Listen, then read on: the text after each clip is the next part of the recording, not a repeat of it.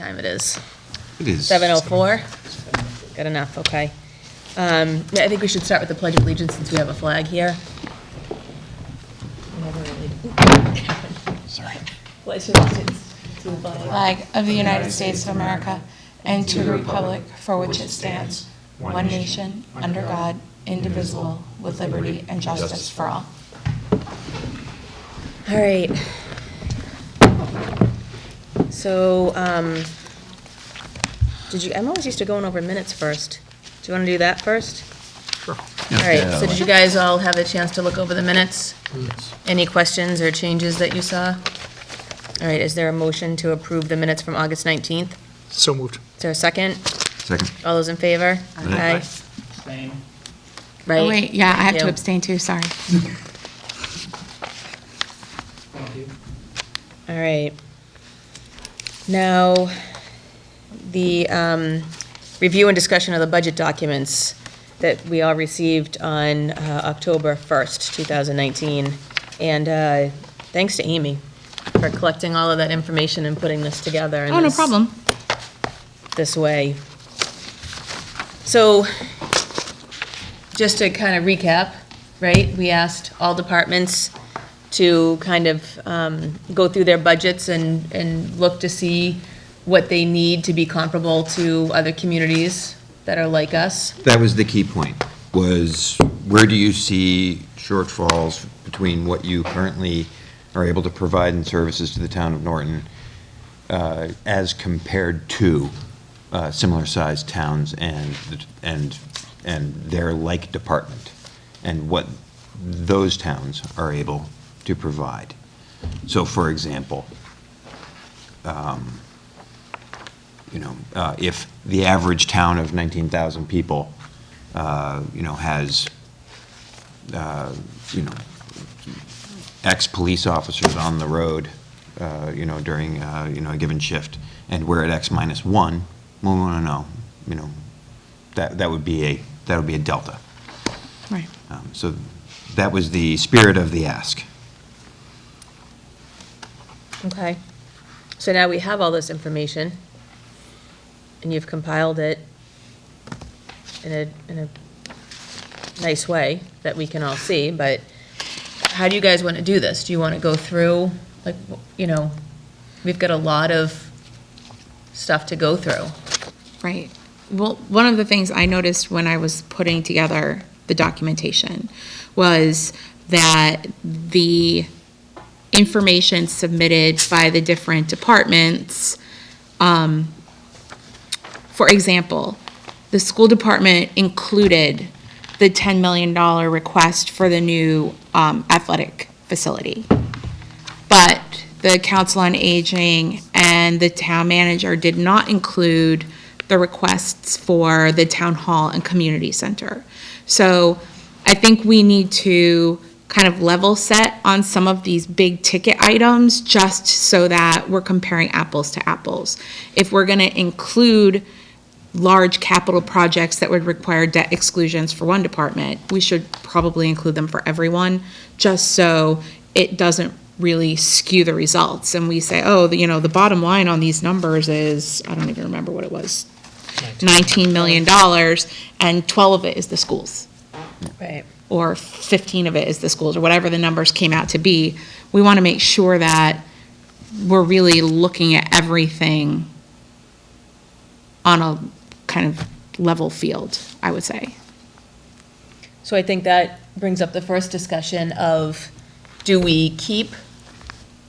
which way do we go with this? Do we keep the athletic complex in this and add in the senior center and the town hall? Or do we look at it as that's already something that's been in progress, prior to us starting this? Go ahead. I think we should keep it, because these are capital items that, while they may be large capital items, these requests have, in all departments, have capital items on them. So then, if we decide we're going to remove them, then it's going to be, then we're going to be into a situation where we're trying to figure out which capital items to include and which to omit because they're too big, but I think, dividing and looking at this in two separate buckets of capital, of capital and operation might make sense. It's tough because some of the smaller items, Right, this is definitely something we're looking at with the debt exclusion, not so much through capital. I don't know. Right. Did you have something you I'm wanted? sure, what I would say, it depends on what the purpose of this meeting is, or this committee is, and I was kind of under the impression that it's more for a override for our regular budget, right? So it seems to me that the fields and the buildings are already being taken care of in a completely different type of budget setting, that would be the debt exclusion. Are we trying to include both in what we do? I think that's going to be a huge undertaking for us. I think we should focus on the operational budget, because I think, and it might be wrong, but I thought that was why, we need to take care of our operational budget Right. outside of those 3 building projects. would the smaller capital items fall under the operational budget? I think you're going to have a certain amount of capital, I think we should Yeah. leave it in there, because Right, we're always right. going to have it, but they're so much smaller than the 3 projects that we're looking at right Right. now. Well, except one of the items on the list is to build out the second floor of the library, which is not going to be a small undertaking. It won't be the magnitude of Right. the athletic complex, but I would assume it would be at least $2 million probably. By the time you build it, make sure all the HVAC is done, fit it out with all of the bookshelves or technology or whatever equipment we're going to put in it, and fill it with books. I'm assuming that's going to be a big number. The library submitted it as a request. They didn't assign a numeric value to what they're asking for, probably because they have no idea. Right. But I would have to imagine that that's easily $1.5 million to $2 million project. Right. Probably more than that. And that's something that within our own budget, we can't, Right. so we just have to decide where's our cutoff, right? Right, exactly. Over the top for me To Mary's versus I point. want 2 more people so that I can get my department up and running where it should be. Right. Versus I want another whole floor. See, my hope for this committee was to get the big picture. And that would be everything. Now, if we want to concentrate on operational, I'm all for that. But I think we need to see what is the big picture, 2 years, 5 years, 10 years, that this town is facing. And then I think we need to, deliver something, and that would be the operational, but to tell people, hey, these things are also on the horizon. So it's almost like if we kind of tier out, our ad hoc, and then we have debt exclusion with the 3 projects, and that's kind of on its way, but it's there, right? It's a Right. placeholder, we've already been working on it, and then we kind of come into the operational budget. And then, because, let's go back to our last all-joint meeting, where we talked about, and Bill Gouvet stood up and, he's the one that suggested this exercise even be done, of us to look at our current budgets, what we should look like, compared to towns that are like us, and then take out the free cash aspect of it and see where do we land. So I think that was kind of our main focus when we originally started this whole thing, as well as the open communication with our boards. So maybe we just kind of compartmentalize. Right. The Yeah. debt exclusion is what it is, right, with the 3 projects. Yeah.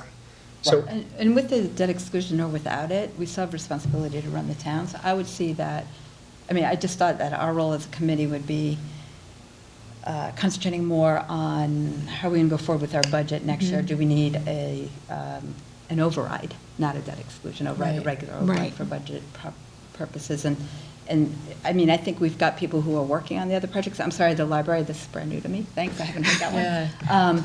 But as far as the other buildings and the fields that we need, we've already got committees and boards Right. working on Right. that, right?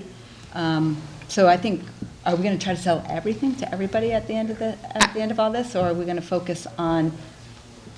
I just think that, I I think I like where Bill's going, where we include everything, but decide we're gonna kind of set aside those big projects. Because when we put together a chart like this, and the green is the school department, it's like, wow, this, and that's because there's $10.6 million or whatever it is in there for that project. Right. But it looks like they're looking for 75% of what everyone's looking for, which isn't Not a true picture. really a true picture. So I think if we put in everything, and I know there are departments that we haven't heard from, it's my understanding that the water and sewer department came to Capitol looking for garage space last spring, I think. So we didn't get their budget. I don't know if that is a need for them. If it is, it should definitely be included. If we didn't hear from the highway department, they came looking for more personnel last year. They got some of it. They didn't get all of it. I assume they would still like to have those additional bodies,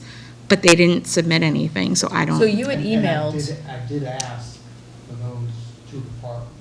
Okay, I said, well, we seem to have everything bought.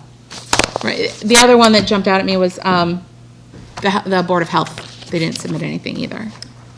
That's the So only other you significant budget checked with their that town I manager? didn't see. Yeah. Did you hear back? No. Okay. I think I'm fine with including everything and having a grand vision. At the same time, I agree with Mary. There are 3 large projects that sooner rather than later, the town is going to answer on. They're going to tell you what their feelings are on those. So I don't know that we necessarily want to concentrate that much on those. With respect to the rest of it, I actually think you should take capital and separate it out into its own entity and look at capital and then look at operational. Because your operational is going to be your override. Capital isn't, nor should it be in a general override, because they're not necessarily recurring costs. And quite honestly, it's not fair to say to the town, hey, we're going to increase your taxes by X to cover these capital improvements that we're not going to have after that, because the money still comes in year after year. So, I think the purpose of the sport should be to look at each of these 3 things and say, okay, we have a large-scale capital project, and what are our thoughts on that? We have an operational need as a town. How are we going to pass that override? How are we going to get that done? And then there are these capital improvements that we also feel like we need. How do we fund those? Because those shouldn't be funded in the override. So there are 3 separate questions here, I think. That's how I would Right. approach it, quite honestly. And the one thing I've noticed about capital, though, is we do a really good job of, we're gonna need an ambulance every 5 years, so we have like Right. the payments You know broken it's a- out, you know it's a and we're somewhat leasing an recurring cost. ambulance and paying it out every year at X amount. We're gonna need 2 police cruisers, whatever. We're really good about that. What I've noticed that we probably aren't as good at is the technology side of that capital request. And last year, we spent $100,000 replacing Promethean boards that had all gone kaput at the same time. And it seems like we should in some way try to also, as a part of this process, wrap our arms around the technology for the town and the schools, because Mike also said we're gonna need a new server, the computers are 12 years old, this, that, and the other thing, where we are on an ongoing basis addressing technology obsolescence before it bites us. Yeah. Which creates a gray area between capital and operation. Right, so, okay, if we build a brand-new town hall and everybody gets new computers in town hall all in 2022, then does that mean we have to replace every computer in town hall 4 years later? Or are we gonna figure out a schedule so that we're not, We should be doing that now, right? And the purpose of this exercise, I think, was really to say, where are our blind spots? Right. Whether it be capital or operational. So if every 5 years we need a new police cruiser or a fire truck, whatever it may be, and that's currently in our process, I don't think that should be part of the scope of this. Right. This should be a, hey, what we really need is I don't know, I can't think of a police vehicle that we don't have right now that we would need, a paddy wagon, whatever. I'm sure I'm dating myself and people are laughing at me. But, we literally do need a paddy wagon, and we haven't been able to fit one into the budget. That's a need. That should be what we should be looking at, is exceptional or extraordinary capital costs that we aren't dealing with right now. That's, in my opinion, should be the scope of this project. It shouldn't be the I hate to say simple recurring costs, but it should be the extraordinary ones. Okay. So how does everybody feel about kind of separating it out into the 3 tiers? Debt exclusion, operational, and then capital? Does that make sense? I'm on board with that. Start with It might be easier for us to operational go and then see through. where we go from there. Right. It may be, painstaking to, deliberate each line item as to where, in spite of how it's, technically defined where we think it belongs. Because again, if it's a to Amy's point, if it's a recurring capital expense, Yeah. we should fit it into an operational budget. Yeah, I mean, just kind of eyeballing the summary sheet of the capital stuff, though. I mean, X the schools, which we know 9 point something million of that is the complex, the field complex. The library sticks out as the real big one. Outside of that, fire at 11,000, town clerk at 12,000.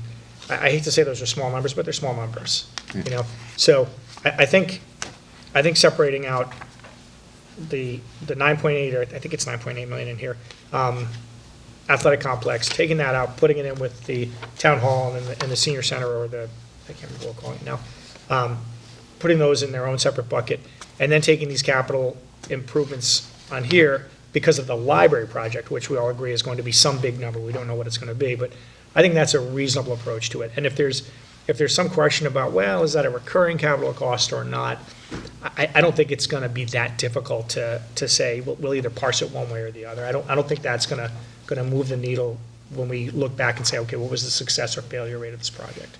And it would be fine with that. Any other thoughts or comments or opinions on that? We're good to keep it with the 3 different? Okay. All right, so that's one step. All right, where do you want to go from here, my finance people? Is the next step to pick a department and get to work? Yeah, Where do you want to start? I mean, we could literally, Alphabetic? start with how you have it in the, oh, All jeez, right. open the drawer here.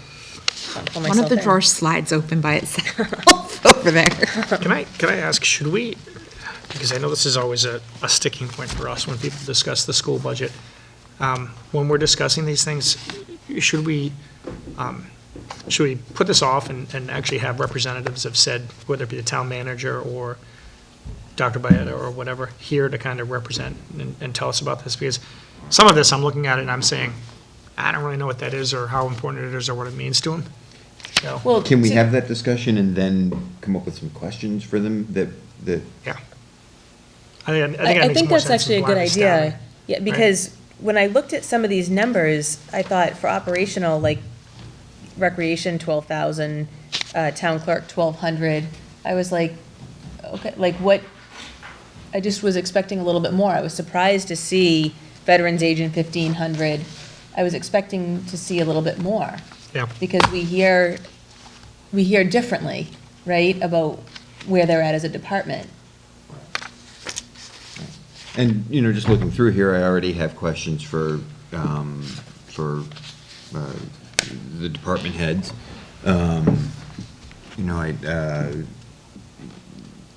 Whether it be, does the average, I'd like to know from Dr. Byetta, does the average town have,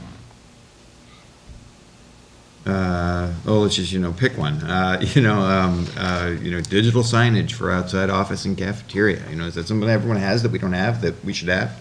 Or is that something that, you want, like, that would be helpful? Maybe a better example would be a dedicated, special education playground. Is that actually something that is common in other communities? And that we are behind on? Or is that, something that would be good to have, but isn't about getting up to par with other communities, which is really, I think, where we need to sort of limit our ask to. Likewise, on the other end of the spectrum, I have questions for, say, Park and Rec, about do Park and Rec departments in other towns contribute anything towards playing venues for the youth sports? if they're not running the Little League or the football or the basketball programs, because those are, being, volunteer run, are they at least funding the court time? Do they have any skin in the game for youth sports, or has the average town just completely washed their hands of youth sports the way we have? Because that's not in their request. And so throughout, and in a variety of different departments, I have questions that kind of go both ways on that, in terms of, are you asking enough? Are you asking too much? Or, does this really fit exactly what we're asking? So if we go through and just kind of start at the top and start working our way down, I think we'll come up with a list of questions as we do this. And then we can get the people in and have the questions ahead of time. We can provide them the questions ahead of time. They can have the opportunity to put some thought and research into it, and then come to us with an answer, instead of it just being a quick dialogue, sort of. Yeah, I think that makes sense. Yeah, you guys agree, Mary? Okay. All right. So do you want to just start with what we have and go down the list and see if we have questions now? Or do we all want to, sit down on our own and come up with questions? How do you guys want to do this? Should we start with an easy one? Yeah, there are some that are kind of self-explanatory, right? Yeah, that works. Like just on the first page, assessors part-time clerk to full-time. Right. I understand what they're doing there. Like that's, Yeah, I don't know that there's anything there. Right. And it may be helpful as we, eventually are going to want to communicate, the legitimacy of the need, to, hear from the assessor as to, exactly what the impact of that is. In terms of, I'm looking for my assessor tab. There it is.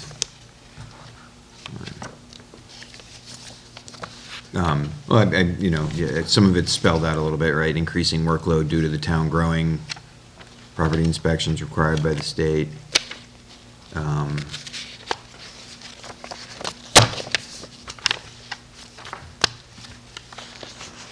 Just one. Yeah, right. Right, because they did spell out some of it, Right. right? Do we have any questions about, what they're telling us here? And I'll just read through it for the benefit of our large viewing audience. They want Adobe Acrobat Pro DC is the requested item, and convert, and that would convert and edit files to PDF. I For find it six- stunning we don't already have that. For $600, right? I mean, that seems like that's. But I'm also curious. Like, I can convert PUP files to PDF. What kind of Well, files do they mean convert files from PDF or to PDF? That I don't know.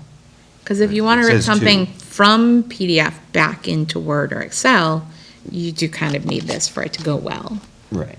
But if you just want to turn things into a PDF, that functionality is built into Microsoft Office if you're running a recent enough version of the Microsoft Office suite. Which I do not know if we are. Which we may not be. That upgrade is in somebody else's request, because somebody in here is running. I think it might be the town clerk is running Windows 7, which I think predates my children. Yeah, that's old. And goes away in 2 months? Something like that. isn't it? Does it really? Yeah. Yeah. Yeah. Okay. But back to the assessor's optimal services budget. Part-time data collector is the requested item.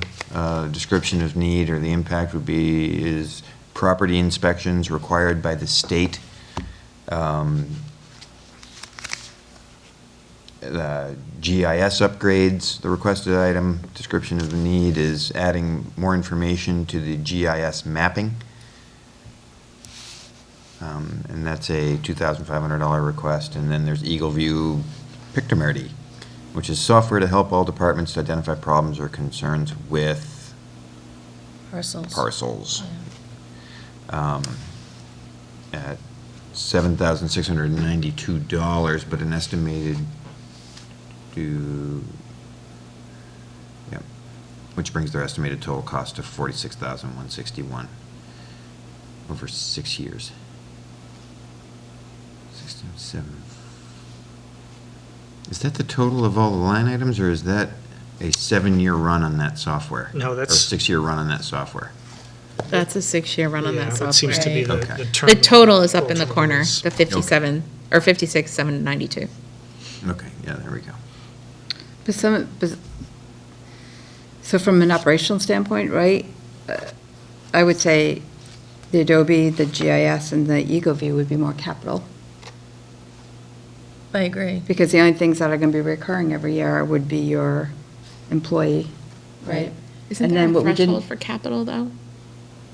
Well, and Eagle View will recur every year. Eagle It's- View Yeah, recurs. It's Okay. 7692 every year. Right. Okay, Total okay, of so that would be 46,000. operational, yeah.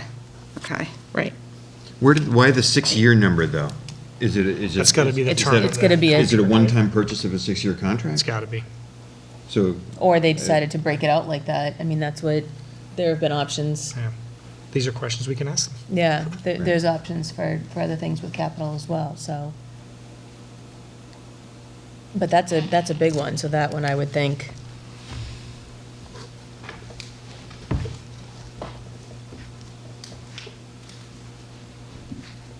All right, so do we have all questions for the assessor's office? If only I'd been writing them down. so we want to know, is the Eagle View, is the 6-year purchase a one-time purchase? Or is it an annual? It looks like it's $46,000 and you pay installments of $7,000. Over 6 Over years? Per year? Years. That's my best, yeah, that'd be my best guess. But does it have to be that way? Is that the way they set it up, or can we pay it? All up front. Right, 41,000. right. Oh. Yeah, why- 46. Oh, sorry, 46. Yeah. Well, I mean, we wouldn't want to, why would we want to do that? If they have a better deal, or I know that that's some things we've talked about in capital, if they offer Yeah. a better deal, if We we can get pay it it for all at 40,000? once. Right, Yeah, 35? if it's a cost savings to do it all up front. Yeah. Okay, so that was one question for them. And I think that was it, right? Because everything else is pretty self-explanatory. Just conceptually. So we may, to Mary's point, though, the Adobe Acrobat Pro and the GIS upgrades look like they're one-time costs, right? So, again, this is just conceptual. We may want to think about, do we want to look at things like that and have them as either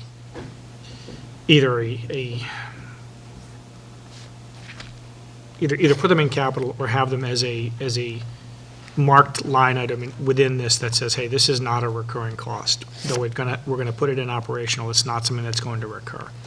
And, 2,500 here, 600 there, those numbers add up. And I think if we can look at this and at the end say, okay, we've got that real operational number as low as possible, I think that's kind of where we want to go. We don't want Right. to short sell anything, but at the same time, we want to get that number where it's a legitimate, this is what we need, and not a penny more. But I think to Amy's point, though, I think with capital requests, it's a certain, It might be, and that's why, Yeah. that's I why I'm think they have to be suggesting. over $10,000. $10,000 maybe. Well, that's why I'm suggesting that Yeah. it's either, in the case of Eagle View Pictometry, I don't know, can we say, hey, we'll do the 46,161 up front, and are we buying the software then, or are we just leasing it for 6 years? If we're buying it, then I'm sure the 46 is now over the threshold, but if not, if we're not going to do that, we're certainly able to separate them out and say, okay, these are true operational recurring costs, and these are costs that are not necessarily going to be recurring. And when we look at this from a grand view, we can say, okay, this is the legitimate, every year we're gonna need, if we were to go for an override, this is what we need. And this is the surplus that's really this 1 year. Right. It's just to get us to the point of being right. But after that, it's not gonna recur. So we may want to think about taking those out of the scope of any type of override, because again, it's, again, 2,500 here, 600 there, it's gonna And I start to agree add with up. you. We don't want to talk to people about adding No. to the ongoing impermanence tax base. Right. For one-time purchases. That doesn't make any sense. Yeah, so, At all. Amy, or actually, sure, you're on the capital improvements. With that 10,000 threshold, who sets that? Is that, I think I don't know, the Tim, Board this of was, you know. Selectmen, do you know, Bill?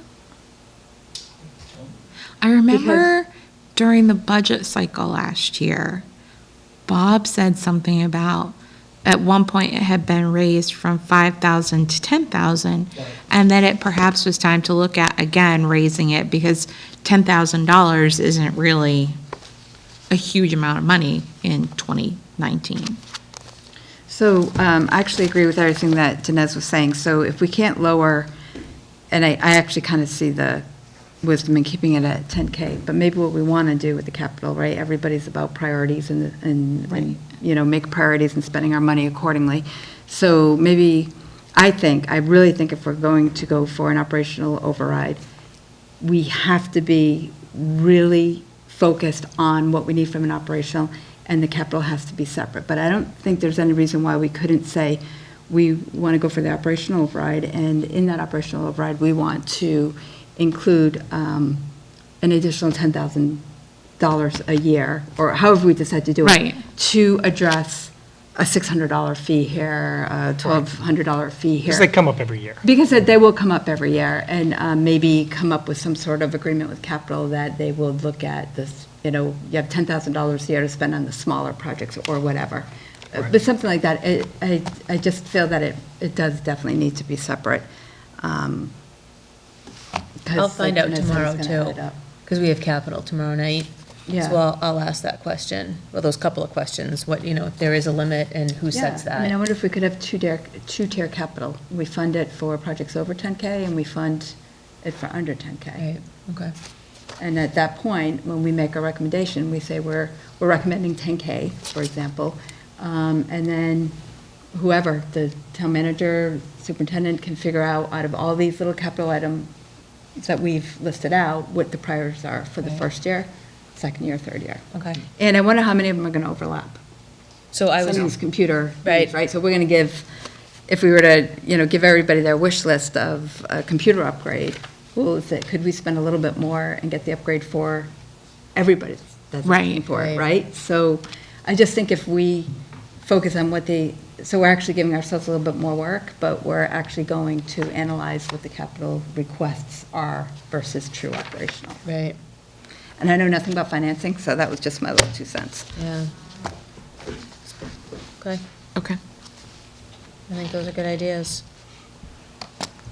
All right, so that's the assessor. We're going to go to the COA next. Where did we land on that? Are we going to change the type of request to capital on those items? So for the GIS upgrades and the Adobe Acrobat Pro, we can either change it to capital, or we can create a new category and call it technology.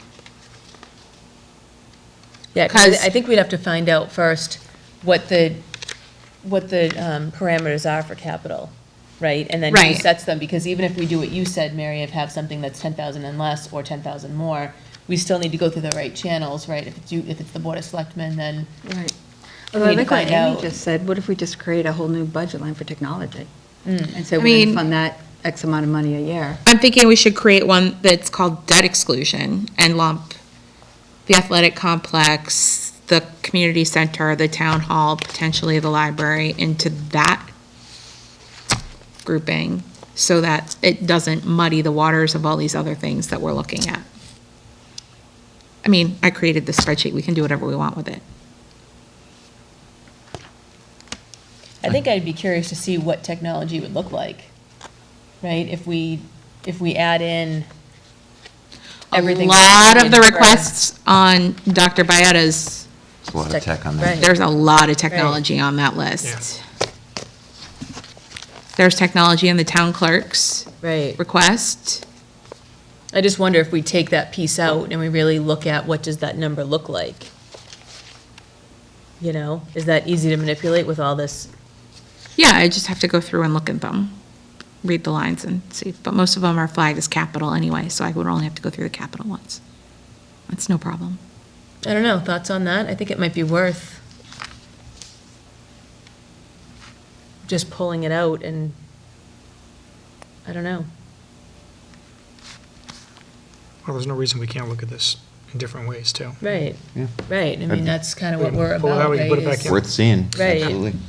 Right, and we can sort and filter it in Excel, and any Right. technology that's over 10,000 would be capital anyway. Right. So that makes it fairly straightforward to put back if we decide we don't like it. Okay. All right, so are we ready to move on to the COA? Sure. I think that's on page 18. Well, thank you. 30 and 31. I wanted to point out Amy's numbers that she did here. I think it's 18. No, 17 and 18 is the personnel request that Yeah, I have it 30. Mike Are you at 30? consolidated. All right, hold on. Yeah, that's what I have, 30.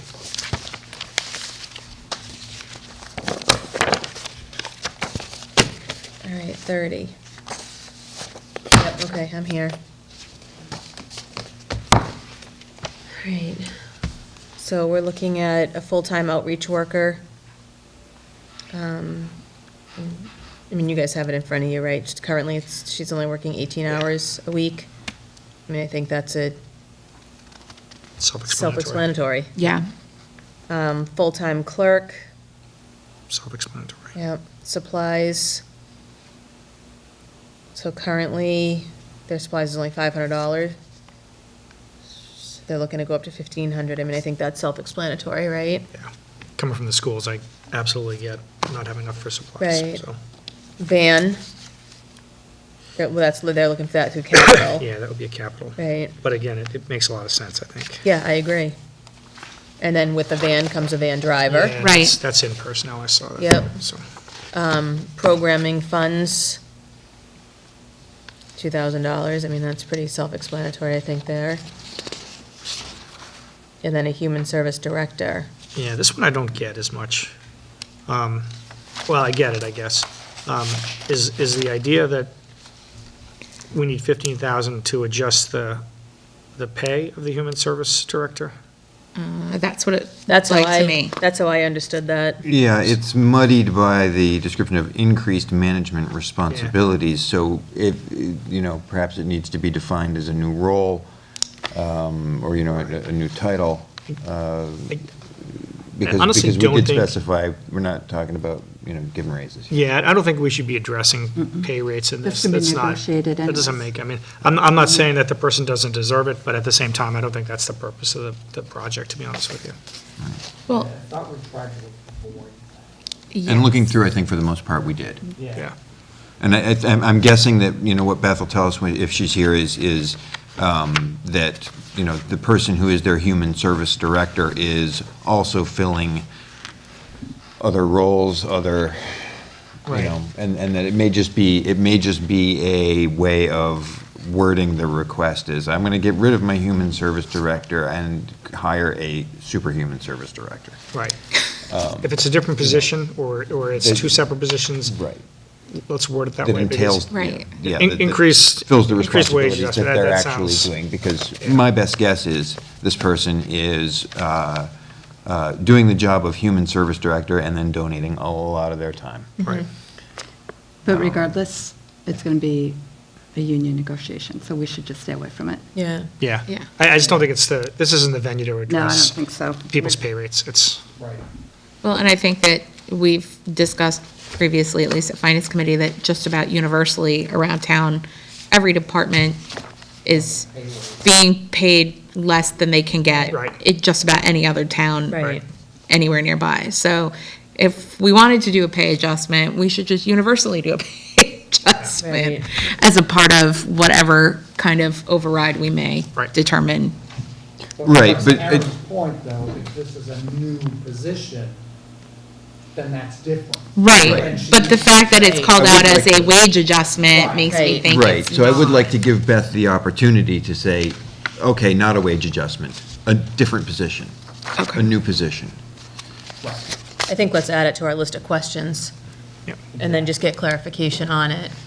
Okay. Okay, so that's COA. It's COA, and then the other was in programming funds. Currently, the town and our EOEA grant does not provide funds for social programming, and in operational, asking for $2,000. And my question for Beth would be, what kinds of social programming are you talking about, and is $2,000 enough? Well, and is $2,000 simply a subsidy to what they're doing? Will people still be contributing? For example, if social programming is a bus trip to Foxwoods, then that's fabulous. I think that's a fun time, and all the seniors should sign up and go. I'm less enthusiastic that the taxpayers of town need to foot the bill for that. So that's just one of the things that I kind of would like to hear a little bit more about. Like, I think it's great that we offer those social programs. I just think we should be careful about what they are But if it's, and where the money's coming from. but if it's the senior prom, or Right. the, or a shuffleboard tournament, or a. Or they wanna- What I would want to do when I get older.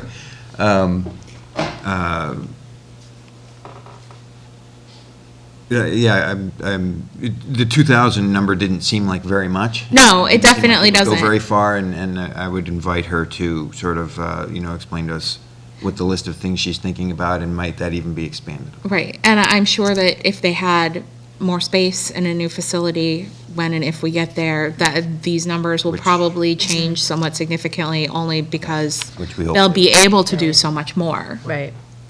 So I think let's add that to the list of questions then for her. Okay. All right, and then conservation. Let me see what page we're on here. If anybody finds it quicker, just let me know.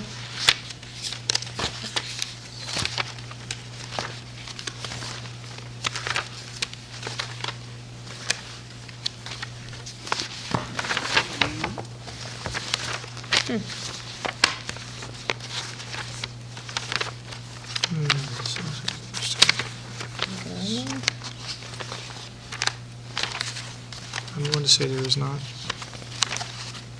anything for conservation. Did I not print it out? I don't know, let me see if it's on here. Fire.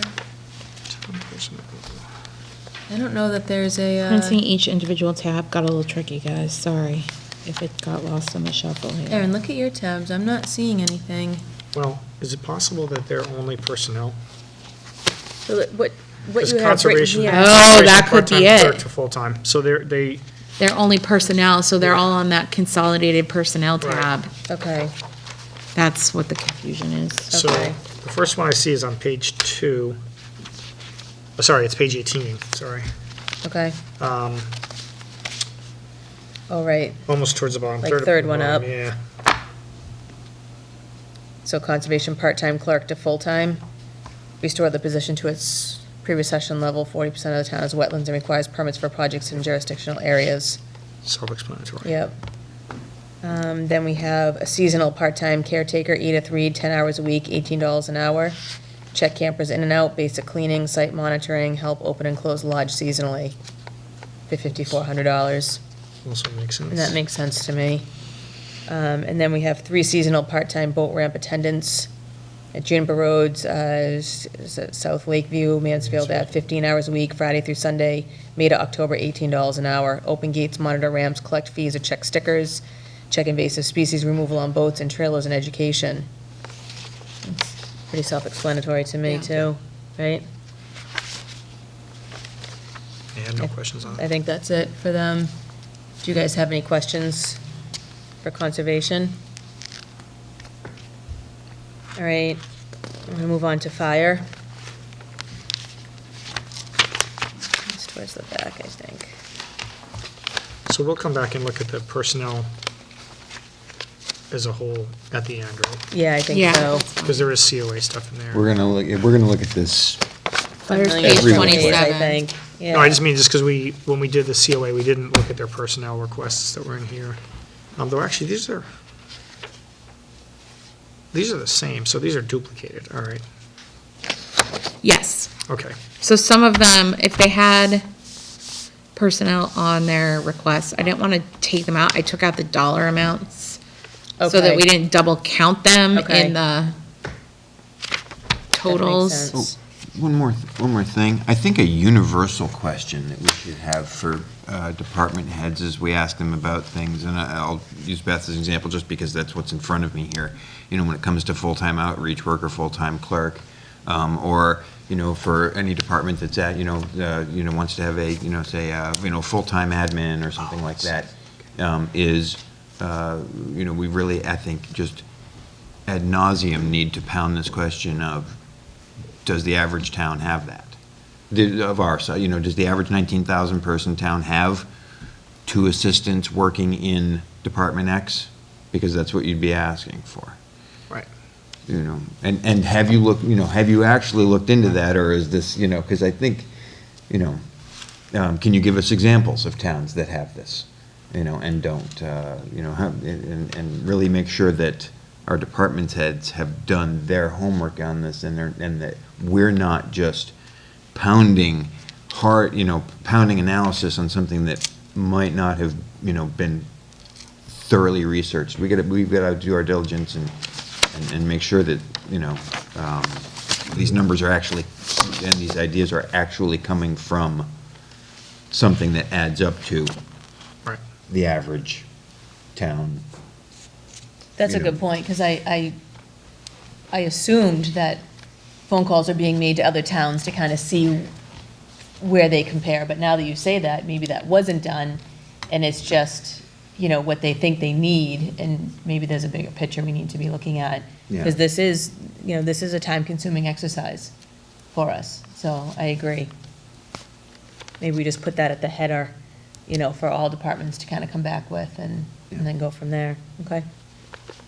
All right, so do you guys want to start fire?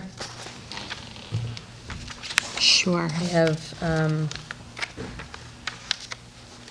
is it 27? Page 27. The first question I had on this one was on the first line item, the second deputy position, and I know we'll talk about personnel on the other page, but the second deputy position is flagged as being only 50% already in budget. So I think the estimated annual amount they're probably looking for is only 52. It's got to be, right? It's Yeah, gotta it be, has to yeah. be. So that's just an adjustment that we can confirm. Okay.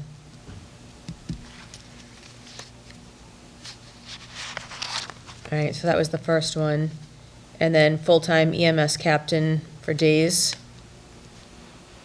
Looks like they're looking for one position there for 85,000. Yeah. 8 additional firefighters, EMTs. And a lot of this, I think we're gonna need their explanation on, Right. As an aside, I saw a fire truck come screaming out of Charlie Station tonight. Oh, yeah. There was an accident at the corner of 123 in North and South Worcester. And they Well, could they didn't have- have, walked to it if they didn't need equipment, right? but they were right there. Yeah, it's been nice seeing them open again. It has.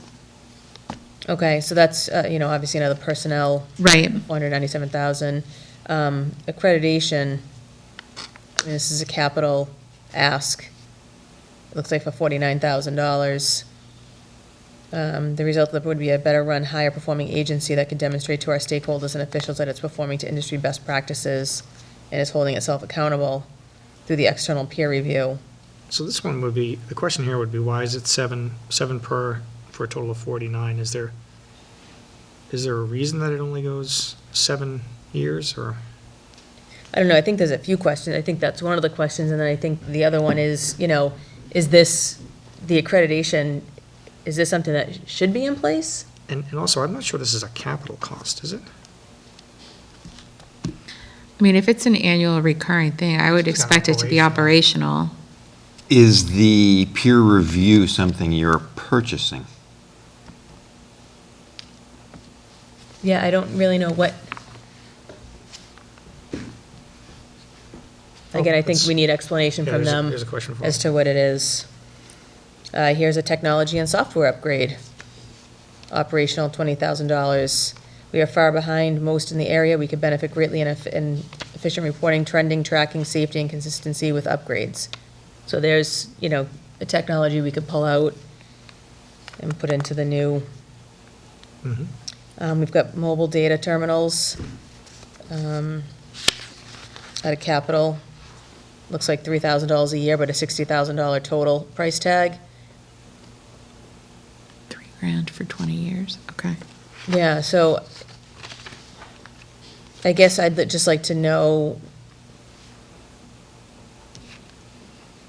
what that is.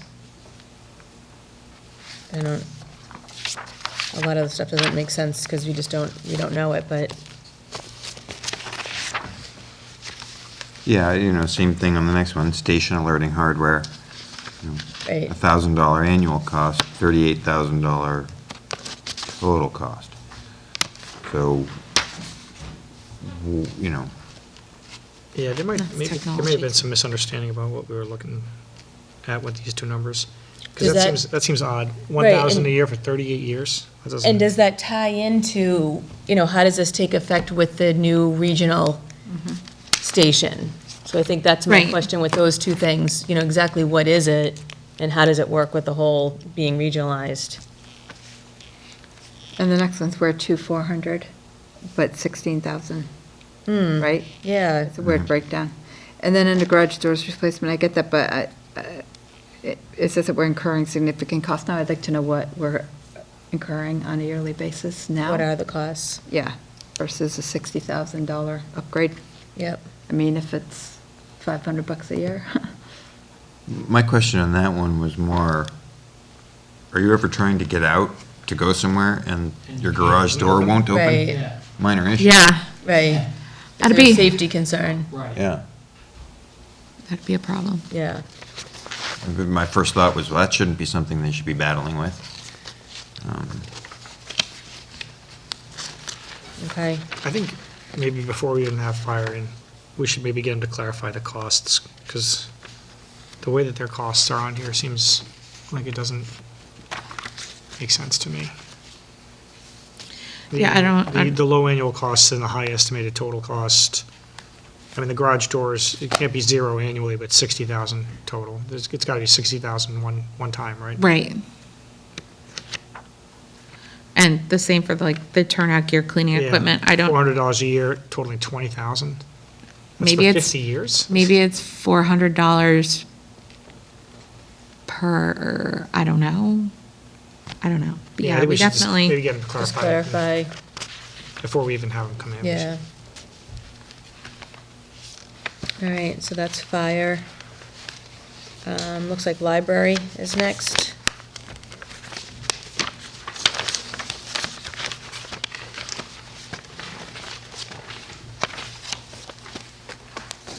page 25. Thank you. All right, so we have staff increases, increase hours to 50, and full-time staff to fiscal year '08 levels. Okay, so increase hours to 50, is that for the library itself? Yes. Okay. Yes. The We're still issue at 40 that they're maybe? going to have, that I recall them bringing before Finance Committee, was that the state accreditation is changing to 50 hours. Oh, So they're going to need 2 to, years to get there. So we bumped them up Yeah, to well, that might have 45 been a for year this ago. budget Yeah, year. they have Okay. 1 year to get there. yeah. Right. Okay. So they may have, by next year, they may need to be open 50 hours to maintain their accreditation. Right. And then that accreditation is important because without it, you are not getting the full support of the state. Because the state reimburses materials and a bunch of other things that they do Right. through grants and Right. other programs, so we wouldn't be eligible for that state funding if they lost their accreditation. Okay, so that's pretty self-explanatory, I think, then that. Right. The next one, the finished second floor is originally planned to expand library space and services. I think that warrants a discussion, right, as to why, Why is it needed? Why is it What are you needed? doing? Right. right, Well, and I'd love to know what they want to put up there. yeah, And I also think we need to determine whether that actually belongs in this operational budget conversation, or if it needs to go into, again, priorities. right, We need a second floor in the library, we need a senior center, town hall, whatever. That's a big amount. I'd hate to see all of our work jeopardized because we include something like that Right. in it, right? Where I Right. don't really think it belongs here. I'm not saying I don't Right. agree with it, but. right, Right. And if the plan up there is a movie theater to be able to show, for us to be able to have free viewings for seniors, good and we have a information to community have. center too, Right. Right. right, so I think that we need to make sure we're not kind of double duty Right. with some of this Right. stuff, and just need clarification of it. It says to expand library space and services. I'm going to assume that entails things they're already doing. Well, if I recall her presentation last spring, she kept saying they're cramped and they can't do certain things, and, the second floor was gonna open things up for them. And I do remember that, but Okay, again, I agree. is that a wish list, or is that I needed Right. to do the 50 hours a week Mhm. Right. and offer things that right, she can't offer right now? I don't remember. And would we also have to look at, there's something funky with the library budget. It's only So- partially paid by the town. Their materials have to be a certain percentage of their personnel line item. That's what's funky about their budget. And then what about their operational expenses? That comes from. Their trust. The trust, right? They have like the Friends of the Library Trust or whatever it Wyndham is. Trust. Yes, they spent a lot of that money on the HVAC repair. Yes. So they came to us and said, we need to not touch this for a while, Right. which is why we kicked them more money for supplies and materials last year too, I think. Right. Because they needed to keep that ratio in place, but they didn't have the funds to backfill what we couldn't give them. So would it make sense that we actually kind of need to look at that agreement? Because if there's an issue right now with perhaps a dwindling amount of funds for their operational costs, right? And now we're looking at adding on, are we putting ourselves in a position we're going to end up taking over the whole library at some point?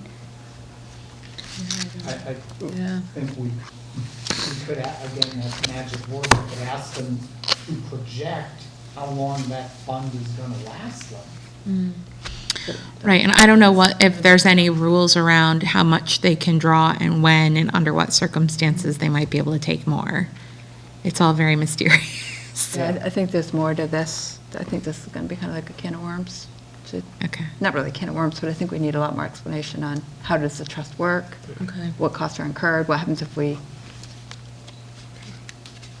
all right. And then we just have materials for them, increase mandated material and add special activities line item for programs at 59,000. I think that's, anything else with library for questions? All right, let's move on. Let's do the schools. Where do we even begin here? At the top. Schools At are the way at top. the front. All right, so that's page 7, right? Start there. Yes. All right, so we've got maintenance department equipment, 2 van vehicles with specialty tools, at 45,000 each through capital. The Prometheum boards through capital. Here's the technology, Yeah. which I don't know. I mean, Why they're different. Why they're different. I would think that would all be, Oh, this one's mobile, that's why. but it says Prometheum board for hay, comma, mobile. Yeah, so it's a mobile board, so it moves around. That's my guess. Don't they all move around? Aren't they on the carts that we've? Or maybe they don't, maybe all of them I don't. think a lot of move. classrooms have Yeah. them mounted on the wall. Maybe a lot of them don't move. I think wherever we've been, they've That's- moved, because it's for our meetings, yeah. But still, maybe we question if both of those go into technology, all Promethean boards. Indoor athletic floors, district-wide. I know we've already started that with capital, so it says not in budget, but I don't know. We've got resurface outdoor basketball and tennis courts at the middle school. Parking lot grade off and pave LG Norris, parking lot fill cracks and resurface at Hay. Install heat into boys and girls locker rooms at the Norton Middle School. I didn't know there was no heat in those locker rooms. So, Yeah, because we asked the same thing. Like, Right. what? And the explanation is the control for them is in the Girls. girls' locker room. So they want to have each of them able to control their own locker rooms, essentially. because the temperature is never regulated properly. It can't- 'Cause- yeah. Right, because it's comfortable in the girls' locker room, So but if then you- the boys' locker room is right. either freezing. If you think about your house, if you have the thermometer in one room, when that room gets to the right temperature, it shuts off the heat. So if that room is warm and the other one is cold, it doesn't recognize that. Right, yeah, they So- put the thermostat at our house in the Right. room with the fireplace, Right, Right, so. which means when you run the fireplace, the whole rest of the house is freezing. yeah, Depending on the heat system though, you can put like a secondary Yeah, thermostat almost Right. in that other room, and then it averages the two out yeah, versus Oh. redoing a whole heating system. right. It's, I mean, I don't know, and my guess is that the system that we have in place is not Geared to. new enough to do that. I think, I want to say, and I don't mean anything by this, but I think they're called a slave and a master is what Yeah. those heating things are called. Yeah. And my guess is that they can't do it, is, I'm guessing, but maybe they can. There's a question to ask. Is I it, mean, it's a relatively new technology, but it yeah. can be And- adapted, I think. And in fairness, we may actually have the specifics of the problem wrong, but the problem is that the heat doesn't work in both Right. areas independently. So we can ask them about that when they come in. yeah. Which one's closer to the exit? That's a I good don't question. know. I've never been I've- to the locker rooms yeah, back there. I went before we did the high school. For some reason, I'm thinking it's the boys. Yeah, I I was couldn't thinking the even boys, but now I can't remember. tell you I thought where it the was middle the school boys, locker but I'm rooms not- are, to be honest with you. Yeah, I'm not Back at the either. gym, I'm assuming. Yeah, I've been in the gym, but All right, so then if we keep going on, we've got whiteboards resurfaced at the JCS, the heating system at the Hay. I know we're possibly talking about the MSBA for that. Bathroom partitions and auto flushes on the toilets and urinals at Hay and LG Norris. Staircase tread replacement at Norton Middle School, interior painting district-wide. Phone system at Norton Middle School, master clock system at LG Norris. Install tile at Hay and JCS. We have the athletic complex. Some technology, flat panel interactive displays with cart. You have to go. So Mary, before you go though, can we just see, sorry, once we get this list of things, should we just email Mike directly, or should we be going to the department heads, or do you email Mike with our list of questions? How do you want to handle that? I think the board should go to Mike. So But I can we check with him collectively tomorrow. will go to Mike? Yeah, and let Okay, him go to the, I think that would keep it more okay, streamlined, I think, versus putting us in a position where we may be communicating more with one board than another board for Okay. whatever reason. Right. I just didn't want to. And we I can check with even him tomorrow, say, But that would be my gut. Okay, like, if the fire department, for example, has questions, they can reach out to you or to me or to whoever Yeah. we want to have be the point person, so we don't have Mike have to be the monkey in the middle or whatever. right, that's what I was But afraid of putting all of this on him. Yeah, maybe if we give it to Mike, and Mike's instructions to them could be, this is what they're looking for. Right. Feel free to reach back, but at least that way, we know every department's gonna get notification from Mike on it. Okay, all right, But that's just that my. works. And then maybe we'll put a deadline on it too, so that we can continue with this process. yeah. Okay, all right, thanks, Thank Mary. you. Have a good night. see you, Mary. Thanks. Good night, Mary. Okay, so we've got technology. Then we've got classroom audio speaker systems, technology, the digital signage for outside cafeteria. That's not really technology. That's not like using technology. So we'll leave that as capital. Okay. The 10 iPads per class. So 250 iPads, cases, power strips, all of that. Classroom IP phones at the Hay. Redo the computer lab at the Hay.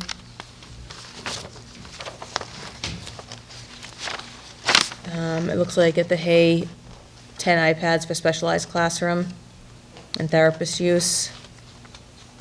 So technology for that, I would Yep. think. And then at the Hay, we've got a build out of a sensory break space. The Hay flexible seating, also at the Hay water bubbler replacement schedule. Furniture, now we're going into JCS here. Furniture, classroom furniture, structures to meet students' needs, flexible seating, sensory spaces, safe spaces.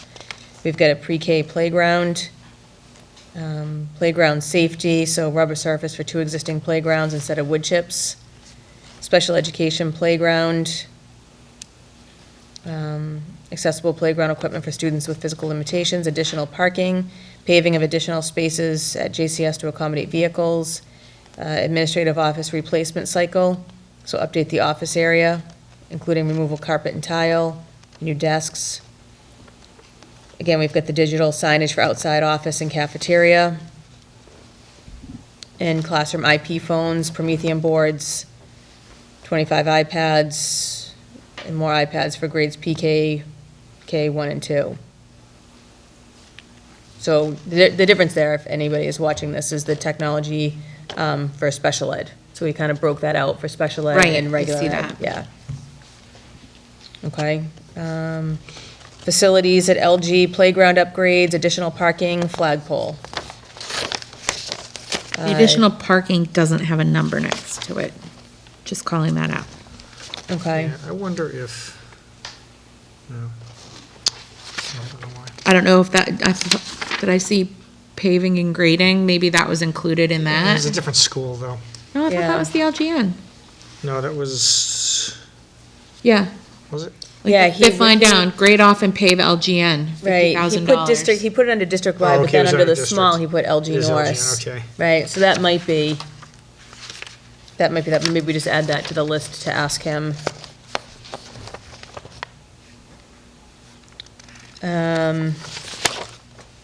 Okay, so then we continue on with LGN sign at street with the flagpole. And then more technology request, iPads. So did we just do that, though? No, that was GCS. Okay. So iPads at LG, digital signage for outside the office and the cafeteria, and then classroom IP phones. Furniture, the digital signage outside office and cafeteria. So I feel like that's twice. Well, because things are recurring in the schools for sped, for non-sped, et cetera. I think, probably reading through every single one. No, but is that's this- definitely a duplicated line. Yeah, I feel like we need to ask, he's got 2 digital signage for outside office in cafeteria for LG Norris. And Oh, then, yeah, it does, yeah. yeah, and then continuing on with technology classroom IP phones. So it looks like Oh, that's, they might have, you know what? Maybe they- Duplicated. They duped it, yeah. See how that's in there twice, too? yeah. I'm looking for it. That's For the good. 26,100, Good, take out $29,100. right?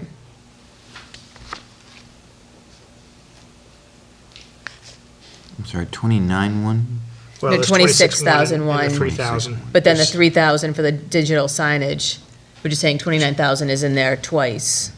Okay. So we need to, So's the iPad, a couple lines down for 76, from where we are, yeah. yeah. iPads for grade. 76. Oh, yeah, the second line on this that page above. and the one halfway down, iPads for grades K1, 2 sped and specialist classes. Right.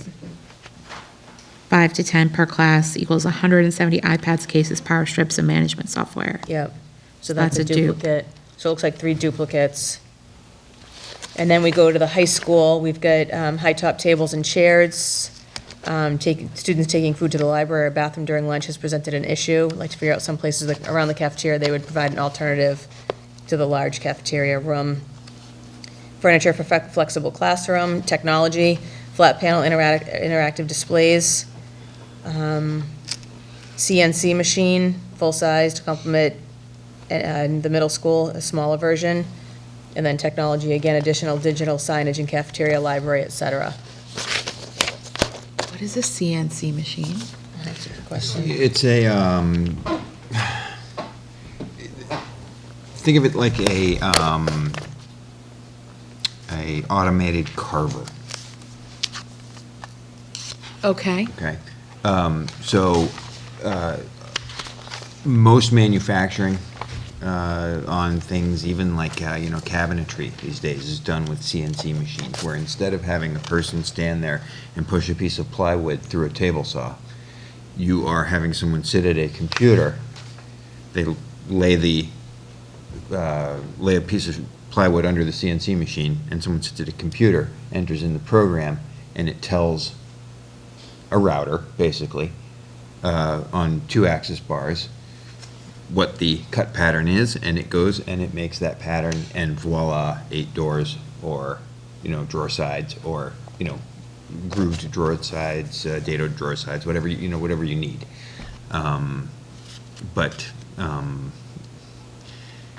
Basically, if you're running a shop class and all you're learning is the bandsaw these days, you're not learning What anything. kind of job? It's gonna do you any good. These are, I learned something very interesting tonight. All right. Thank you. yeah. All right, so we'll continue on with technology at the high school, audio improvements in the cafeteria, gym, and auditorium, upgrade computer lab desktop computers, laptops. We've got TV, video, studio design, construction, and equipment that we're looking to put at the high school. And then we've got special education appropriate furniture for the therapeutic classroom, 10 iPads, 10 student safety cases for those iPads.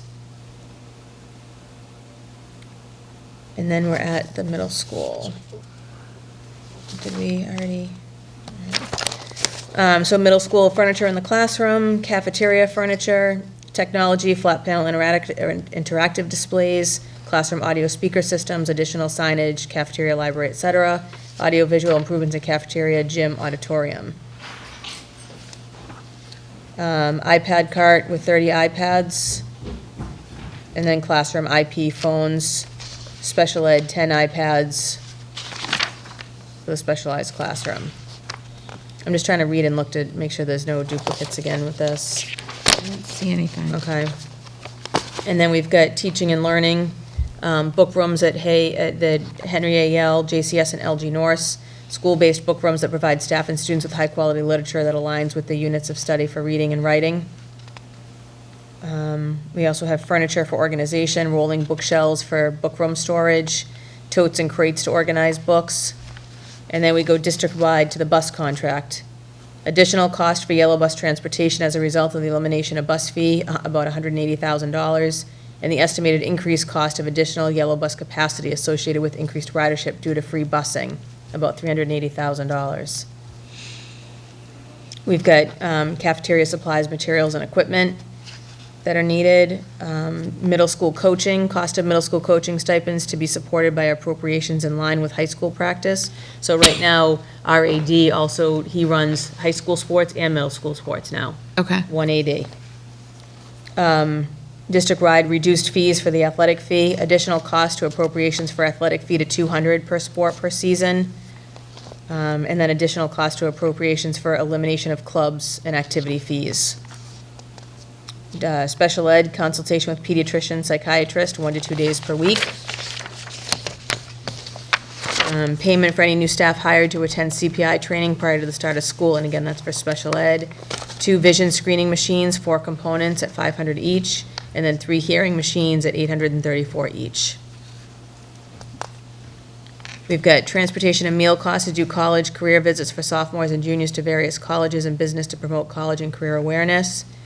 PBIS consultation services to the high school for the next 2 years to get the program developed and running. This is all from guidance. District-wide guidance counseling department for a variety of yearly expenses, including professional development, the purchase of updated social skills curriculum, sensory material for staff offices and relaxation stations, and other student support materials. And then we've got SPED at the Yale and JCS specialized curriculum materials. LGN personnel, a new library media specialist to be able to instruct all students in grades K through 3 in library lessons. Currently, it's only grades 2 and 3. We could share that with the Yale school. LG Norse curriculum materials, books to support Lucy Calkins reading, rolling book carts for book room, materials to support new social studies standards, and materials to support science curriculum, and then SPED would be specialized curriculum materials. We didn't do that above, okay.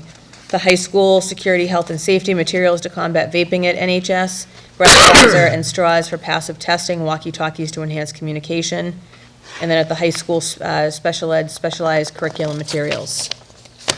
At the middle school, same thing, specialized curriculum materials, as well as a nurse's office wheelchair. District-wide, we're looking at personnel, CTE, grant writer, adult and community education, facilities and operations administrative assistant to support the school business administrator and director of facilities, maintenance department personnel, an electrician, a plumber on staff, potential position share with other town departments, technology, 2 digital learning specialists, 1 elementary, 1 second, ideally, Dumb question, I hate Yeah. to interrupt. that's okay.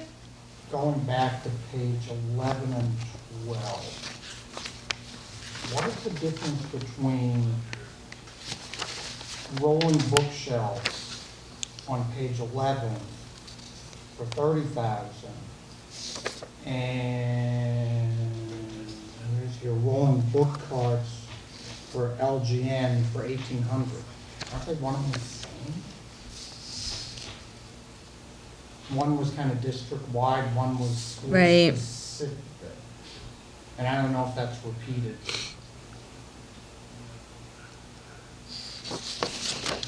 Not that it's a big. Rolling problem. shelving may be a two-layered,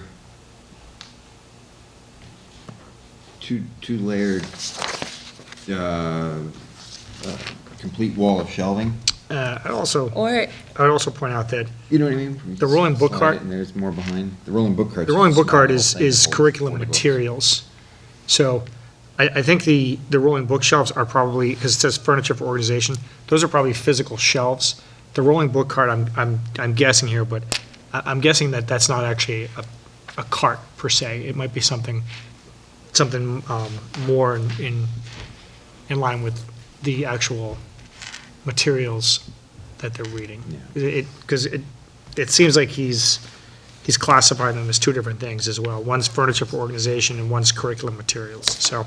Maybe we should add to the list, Yeah, I maybe mean, it's just for something, clarification. it's a good question, Yeah, but. 'cause it's good to know, right, What's that fine line Right. difference? yep, Because it sounds kind of the same. Yeah. I agree. Definitely. Okay. All right, I think I left off technology. We had 2 digital learning specialists, 1 elementary, 1 secondary. Technology, 1 network technician, 13. And then we've got district-wide for special ed, a district-wide nurse. Required position, .8 adaptive physical education teacher, currently contracted from BICO and Reeds. Required position, 1 teacher, a visually impaired orientation mobility specialist, currently contracted from Carroll School.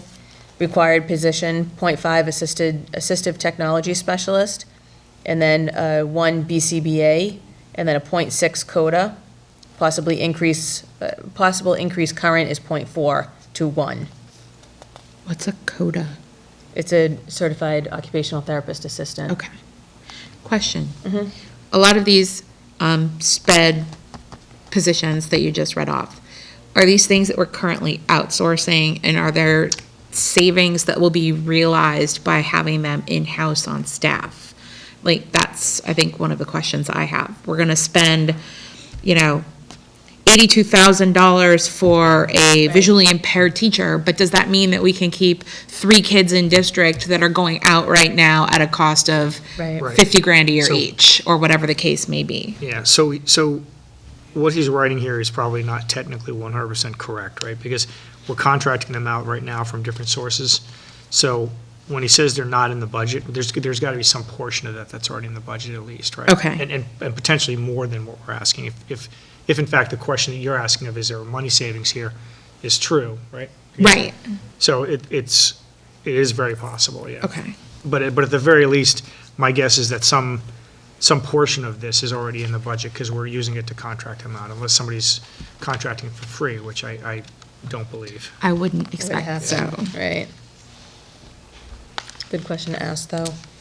Then we go back to personnel guidance, one additional school adjustment counselor for the district. It would put a full-time person at the middle school and split this person between the Yale and JCS. Continued support of the trauma-sensitive school program and classes. It would include administrative consultation at the school level by the Leslie team and classes for up to 40 teachers a year. And we also have a special ed teacher and para for the partial inclusion program at the high school for the high-anxiety, high-functioning ASD population. Back to technology at the Hay, new library media specialist, one position, share with the Norton Middle School, so 0.5 at each school. Technology at Hay, increased tech teacher from 0.93 to 1, shared with LG Norse. Move PE health from 0.94 to 1. Reinstate part-time adjustment counselor. Administrative assistant to help with late day coverage, and math and reading coaches. That's personnel for the Yale School. Personnel for JCS, kindergarten paraprofessionals, 1 per classroom, 18,000 times 2. Then we've got technology for JCS, increased library media specialist to full-time to be able to include all students in library lessons, currently only grades 2 and 3. And it would go from 0.8 to 1. Increased tech teacher from 0.6 to 1. We've got LG personnel, kindergarten paraprofessionals, 1 per classroom, again, 18,000 times 2. General education teacher, dependent upon enrollment, transfers of staff, 45,000 each. And then technology, new library media specialist to be able to instruct all students in grade K through 3. Again, currently only grades 2 and 3 to share with the Yale. High school personnel, hall bathroom monitor and school suspension monitor. As an alternative to out-of-school suspension, we'd like to develop the capacity to have in-school suspension. An individual that can be a suspension monitor as well, walk calls or sign students into bathrooms when they did not have any students in-school suspension would be a tremendous help to curb the vaping. The high school, another assistant principal. Personnel, add 0.2 music teacher. And then for SPED at the high school, full-time transition specialist, required positions, 2 special education teachers, inclusion, 54,000 each. A 0.5 Wilson tutor, therapeutic classroom, 1 teacher, therapeutic classroom, 1 para. And then at the middle school, library media specialist. At the middle school, director of curriculum, instruction, and data, 4 to 8. Reinstate 1 science teacher. Reinstatement of full-time wellness director at Norton Middle School. Add 0.5 music teacher. Technology, new library media specialist, transform the library makerspace collaborative with staff. Digital literacy lessons, manage one-to-one repairs, loaners, et cetera. All right, SPED for the middle school, 1 special education teacher, LBC, 1 paraprofessional, LBC, and then teaching and learning personnel, an ELL teacher position is required. Math coach, additional coaching position to support teaching and learning at the elementary level. This position includes data, supporting RTI process, and working directly with teachers to improve instruction and student success in the classroom. It would allow for a current model to move from K to 5 to a K to 2 position and a 3 to 5 position, giving coaches more face time with all staff. And then also a literacy coach for the same reasoning. I think that's it That's it. for school. So, that's overwhelming. Yeah. It's a lot. It is, it's a lot. What it boils down to, as best I can tell, and Amy, you'd be the perfect person, I think, to just give me a sanity check on this, is it looks like it's about 3 points of the total, it's about 3.6 million in operational, 5 million in capital, and then there's 8 there for the, for what would be a debt exclusion for a, an athletic field project, right? I think that's about where we are. And I think we've got to go back and check some of those things that were duplicates in there as well. We do. I Yeah. don't think any of those were very large items, though, No. so in like, round terms, that's about what we're looking at. My question is, we just go down the list here. for almost all of these, is this something that we're behind in? Is, 10 iPads per class for fourth and fifth grade art, music, physical ed, whatever whatever that's for. Is that specifically something that everyone else has that we don't have? Now, I would say on the athletic complex, that's something everybody else has that we don't have, so to be fair, again, it goes both ways, but it's such an extensive list. I'm just curious, as we go down it, how much of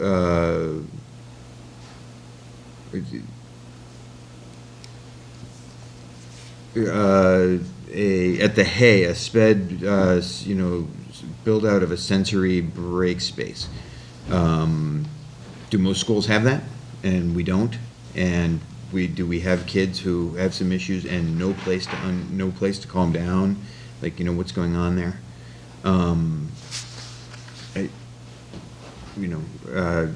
Rubber surface compound is, are we the last town in Massachusetts, where the kids play on wood chips?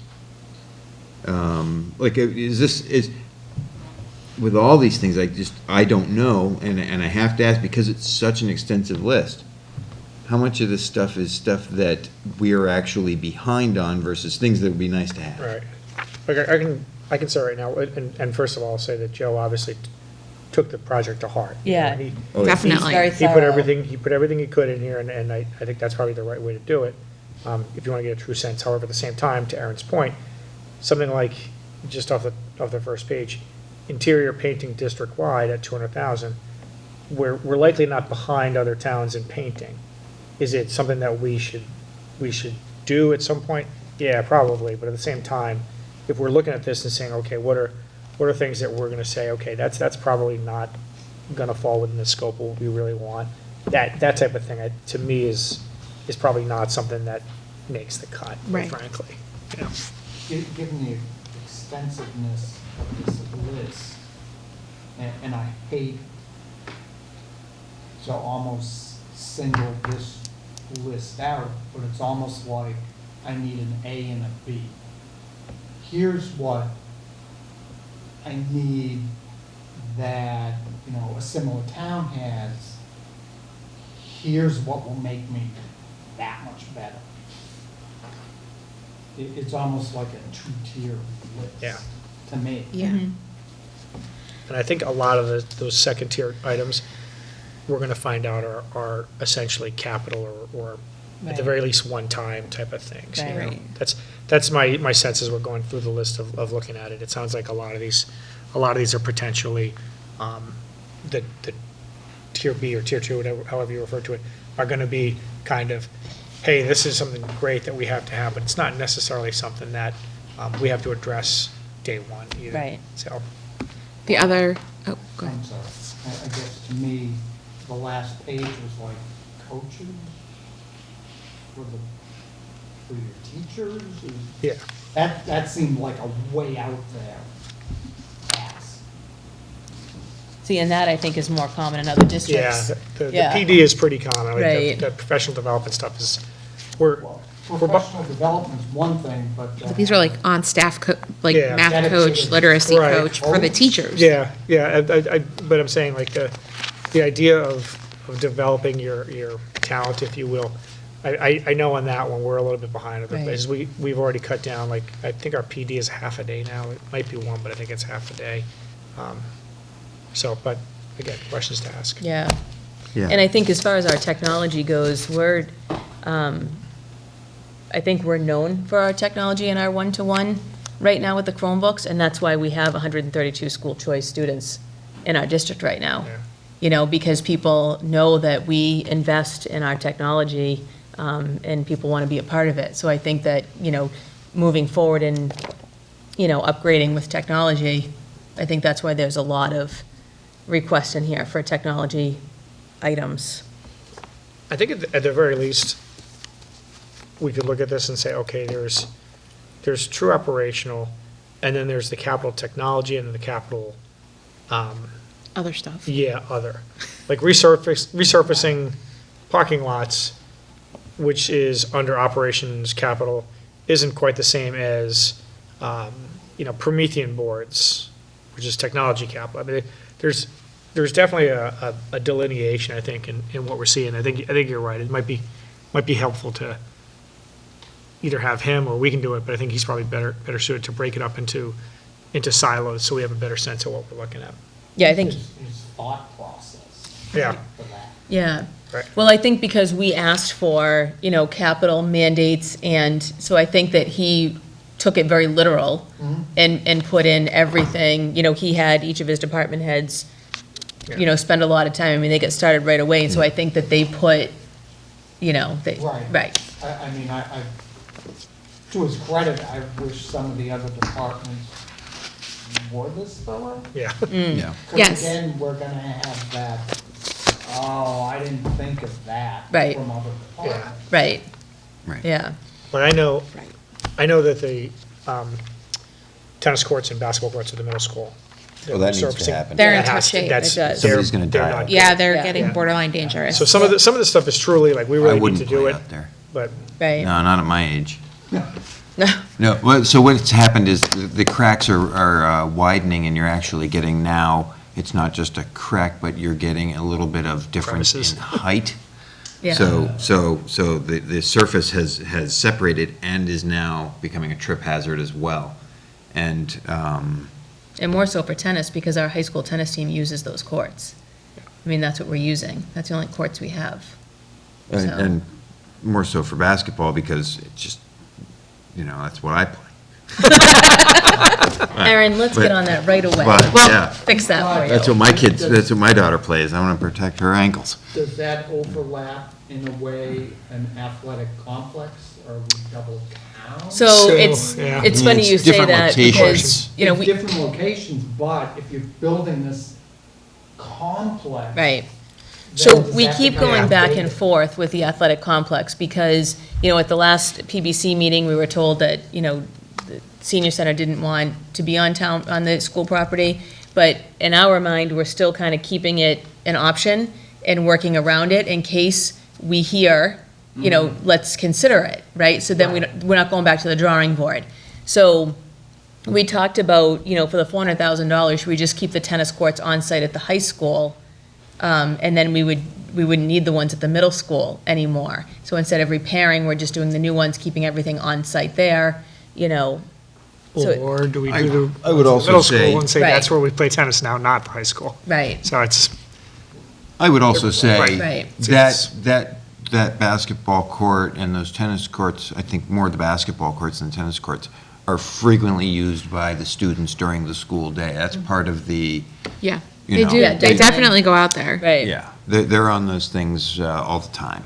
And They don't get recess, but they get to go outside from Yeah. time to time. It's like Yeah. jail. they, Yeah, my kids think it is. but it depends Yeah, on they what we get do with the athletic they get complex, some yard time. separated. And, So, but they are out there. And so having, you could put 100 state-of-the-art basketball courts at the high school or, at an athletic complex somewhere off campus, and you would still need basketball courts at the middle school. is, I think my point. They- Unless you just do the basketball games inside. You know what I mean? There's not enough space inside. You would need a larger gym. I mean, you've really only got one full-size, full court in there, whereas on those courts outside, you have 4. And they fill them up. They fill them up. When you let all those kids out and they're out there running around, they fill them up. so the one thing that I'm not seeing as a part of this is that there are almost 3.5 pages of new employees on this list and no estimated impact to our insurance costs. I know that Mike tried to ballpark insurance cost for the head count that he's trying to add at town hall. I don't know what formula he used, trying to figure out like X percentage of people take the insurance versus don't. I don't know how we try to get to that, but we should probably put some kind of a number in to cover us for that as well. Because if we're thinking about any of this headcount as part of a potential override, we want to make sure that the full cost of those employees will be covered. Yeah. Okay. All right. And at the end of the day, whatever all of this adds up to is going to need to fit in a bigger picture, sensible, just overall budget as compared to like towns. And, you know, I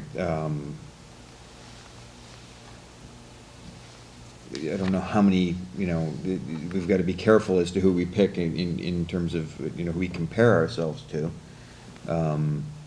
Because there are towns that have regional school, you know, that use regional schools or, you know, Right. that come with a lot of disadvantages and, you know, travel and, you know, that sort of thing. But,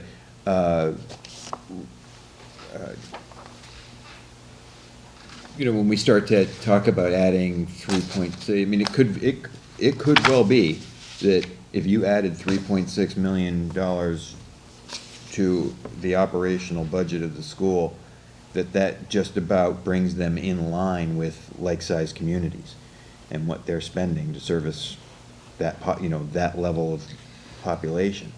I can take as an action item for our next meeting, going on the state's website of local statistics. They have like all these local statistics out Yeah. there, and we can slice and dice them by population. So we can And- see by population, by road miles, by land area, by average tax bill, by all these different criteria, where we fall and where we kind of sort out in these different groups. So maybe that would give us We can. a good idea of like who we should suggest people compare themselves to if they're wondering. We can start to parse this list and question every line item and get into all that, but, you know, I think before we even get into that, I'd be curious to know, where do I find the reliable number that shows us, you know, where we are lacking? Because another thing is, you know, everything on this list may be something that 2/3 of school departments out there have, and we don't. But. Like an athletic complex. Like that athletic and honestly, that athletic complex, that's not 2/3, that's 95%, I think. I mean, everywhere I go, I see, you know, just much nicer things than we have. There's only 2 towns left that don't. Yeah, we're one of we're them- about the last one. Is it Millis? Is it Millis the other one? I forget. But yeah. Yeah. It's only 2. But, you know, two-thirds of, you know, every town out there may have 2/3 of the stuff on this list. And we shouldn't take that to mean as, well, then that means we should have everything on this list. You know, that may mean, well, maybe we could have about 2/3 of what's on this list to bring us in line with everybody else. And I think the You know what I whole mean? point of this exercise, right, is to develop a plan. Right. Because we've never had a plan. Right. Right. So once you go through this and you start to put things on paper, and then you kind of go through the steps and you check off as things are accomplished. I mean, this is how we set up plans, right? Yep. We also need a plan that people can get on board with. Right. And so, you know, for that, we're gonna need some, you know, when we start talking about this list, you know, and say that, you know, these are areas where, you know, we think we're short and, you know, not keeping up with the Joneses, so to speak. We're gonna need some good, solid, very solid, broad data about our overall expenses versus the overall expenses of other towns. Agreed. And can I just add, because I know it's been said several times, and every time it's said, it just goes through me. At least from my perspective, the point of this exercise is not to support an override. The point of this exercise is to give information Correct. to Yep. the Right. townspeople for them to make that determination. Yep. If, since we're on screen here, if the word gets out, hey, this body is just trying to support an override, we might as well stop right now. Right, absolutely. We're here to gather the information, which I don't think has ever been gathered before in this town, Right.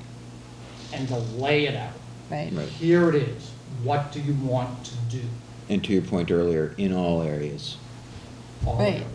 Every town department, because as we've all agreed to, it's no longer town versus schools, it is every department. Right. This is a, full disclosure, right? Right. We're putting everything out in the open for everybody to see.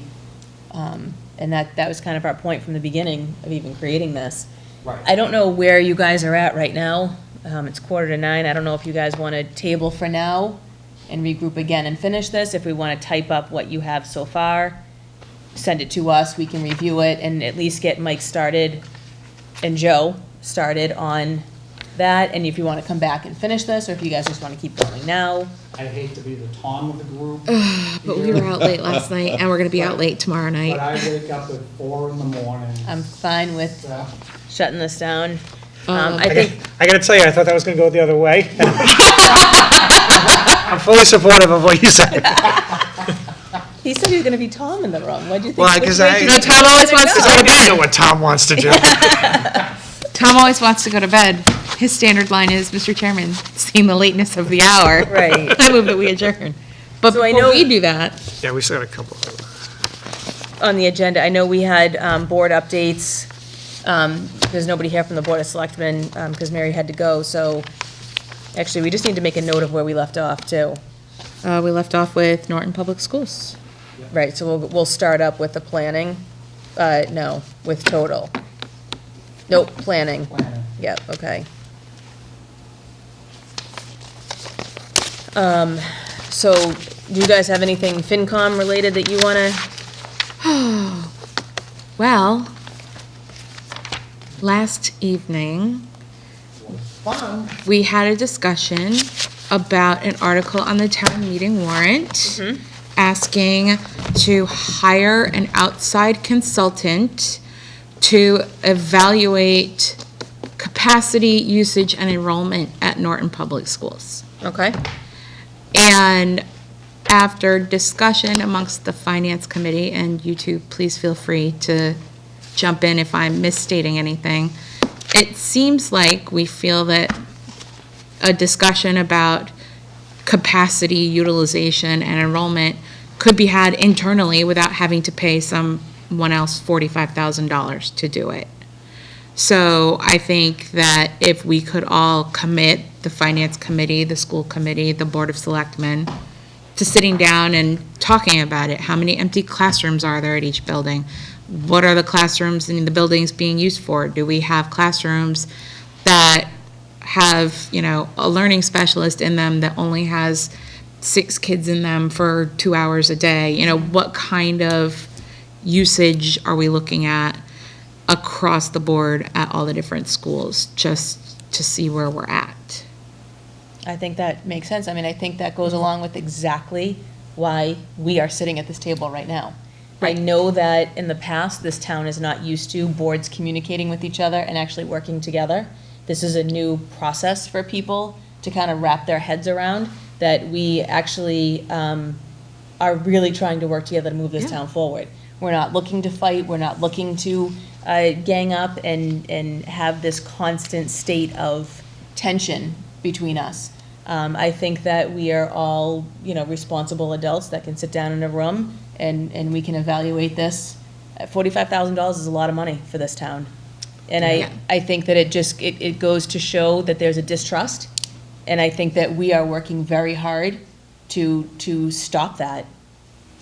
So I think it's unfortunate that somebody feels the need to question that when we're all working hard to. Yeah, I think it's an odd request, to be honest with you. It's, with respect to the internal evaluation, it's something we did not that long ago. I think it was about 2.5, 3 3 years years ago. ago. We did it at the behest of the selectmen because they wanted to know if we would give them a building. part of that was everything from our bus routes to how many kids we have in each room, can we move them around, can we shut a building down, et cetera, et cetera, et cetera. We went through that process. And it wasn't all school people. And it was not all school people. Right. It was a cross-section of the town, and I want to say there were selectmen on that. I'm Thank God. 95% sure there were. Yeah. Additionally, we currently, if you go to our website, through the town website, go to the schools, we have, it's been probably about 3 or 4 months since I've been on it, but ClearGov, I think. Clear.gov. So we actually pay for a service. They're completely independent, completely unbiased, and they go through the nuts and bolts of our budget. What do we spend per student? How many students per classroom? What do we spend on administration? How many administrators do we have per student, et cetera, et cetera? All those numbers. And then they compare us to other towns, like towns, et cetera. And they tell you exactly how you stack up. So I'm just not sure. I say it's an odd request because we already have the information from 2 different sources. And I'm not sure what we're expecting the 45,000 to do other than tell us what we already know. So if the purpose of this is to say, hey, we want to confirm one more time that they're short-staffed and spending less than others, and once we have that answer, we're now going to rectify that situation. Right. That's one question. If we're just saying, let's spend $45,000 to go down the rabbit hole one more time, and then when it's done, we'll say, yeah, they actually spend less than other towns, they have more students in the classroom, they have less administration, more students per administration, et cetera, et cetera, et cetera. And shoot, we wish we could give them some money, but we just spent that $45,000 on this foolish pursuit. I'm not sure what the end game is here. I just don't get where we're going with it. It seems to me like the constant drumbeat is somehow these schools are hiding money, and we have a lot of money, and we're just putting it into administration and salaries. I don't get that. Every year, the school has to come back in the fall town meeting, we're about to do it again, and say, hey, can we backfill the budget now? Is there realistically somebody in this town who thinks that there's money being foolishly spent at the schools? I mean, the reason that this list is so extensive is because we don't have half the stuff that most places have. So. I just don't get it. So I'll paraphrase somewhat both from last night's meeting and a phone call I got this morning that lasted almost an hour. In that the issue is almost, it's again, several tiers of a question. So at, I think last night's meeting, the LG was brought up as the example of its capacity is, and this is a guesstimate, 600 kids, or 500 something. Its current utilization is 200 something.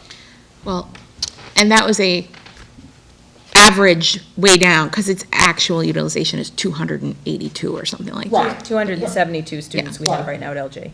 But the capacity is, say, 500 or 600.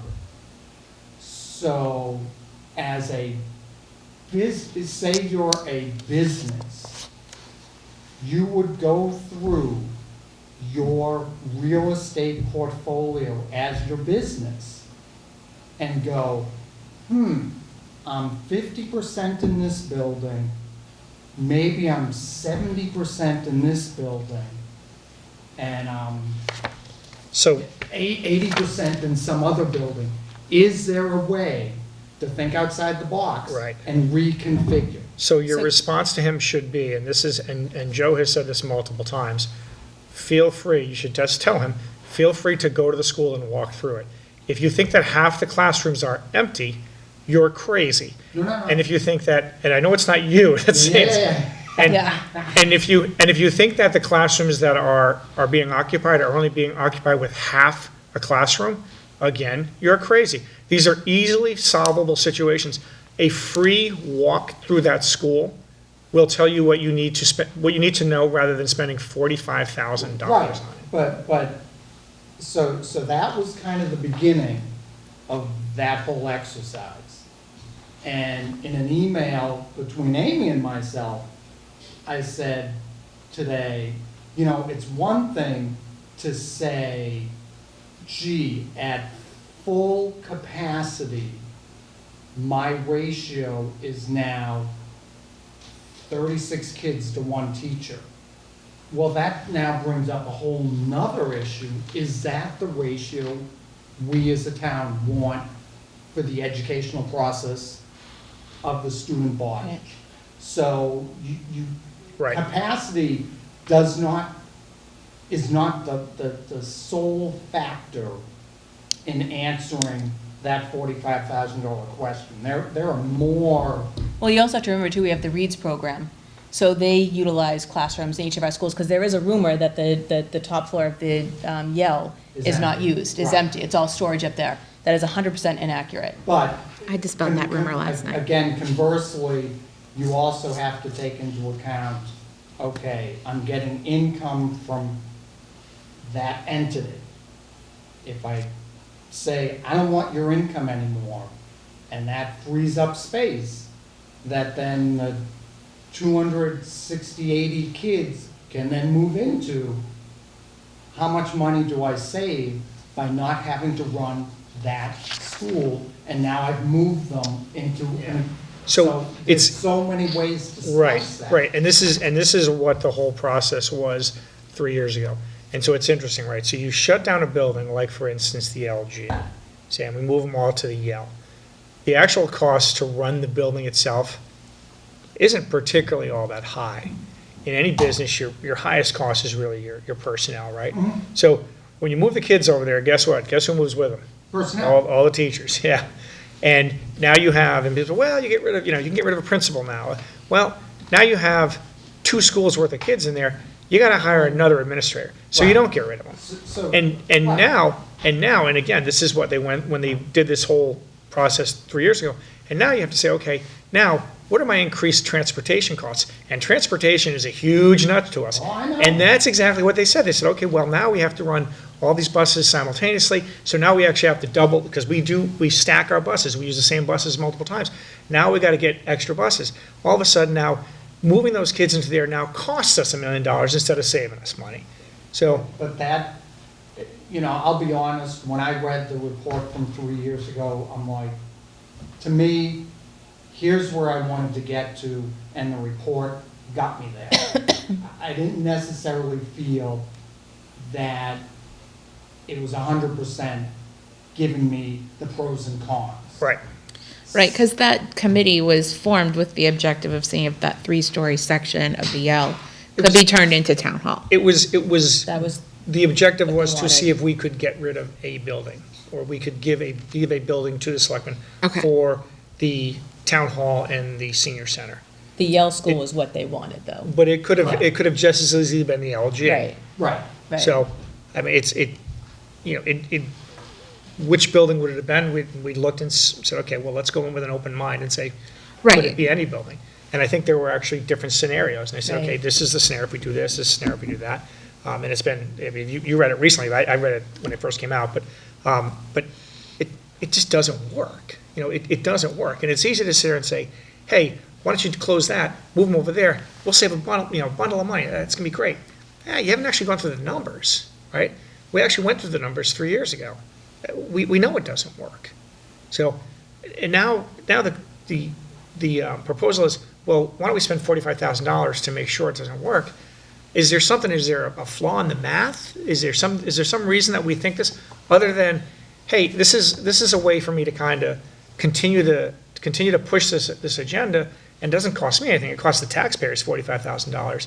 But I look at this question and I say, spending $45,000 to go through this again, after having done it 3 years ago and having the ClearGov tell you exactly what you need to know, spending $45,000 more in this town where we can't get 2 nickels to rub together is tantamount to criminal negligence. It makes no sense whatsoever to do that. Well, But I also just want to point out too, I'm sorry, this is somebody that's requesting this, has already had public requests made of the school for information through the town clerk that we have given. This is somebody who is very involved in this town, sat on an ad hoc with us. So at what point, we keep giving you what you want, and it's not enough. And the perception is we're not truthful, or we're not being fair or playing ball with everybody, and that is the furthest from the truth, because it was, our call to set up the ad hoc and have the joint meetings. I mean, I think we've gone above and beyond to try to come together and do the right things, and we're constantly being questioned as to whether we're, to me, being ethical, and I don't really appreciate it, to be honest. So, You know what, Sherry, I'm not even so sure if it's not enough. I'm not so sure that it's even being looked at. I don't think the information that we're passing along is being looked at. I think unless there's something that we're gonna hand over that says, you're 100% right, we're hiding Right. money, I don't think they're ever going to care what the information says. They have a confirmation bias. If it doesn't confirm what they think they know, with absolutely no information whatsoever, if it doesn't confirm what they think they know, then they don't believe it or don't wanna hear it. it's getting very frustrating.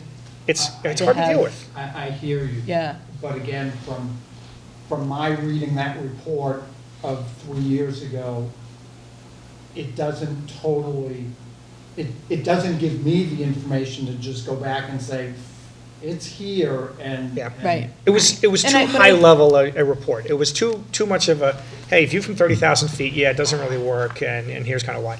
It didn't get granular enough. I get that, and I do remember when I read it, I remember thinking, they could have actually done the math here a little bit and showing you the back of the napkin kind of thing, but. And I think sadly, that's the intent of the 45,000.